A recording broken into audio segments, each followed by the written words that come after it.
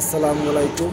আজকে আমাদের একটু কাজের চাপ বেশি, এই কারণে কোনো ভিডিও বানাবার মতন কোনো সুযোগ পাই নাই।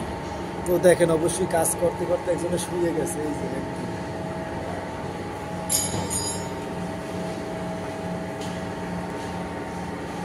আজকের কাজের একটু চাপ বেশি, এই কারণে সবাই কাজে ব্যস্ত। তো আপনারা কেমন আছেন অবশ্যই কমেন্ট করে জানাবেন। তো অবশ্যই সবাই পুরো ভিডিওটা দেখবেন। যে ফলো না দিয়েছেন একটা ফলো দিবেন, লাইক কমেন্ট করবেন। এগুলো এখন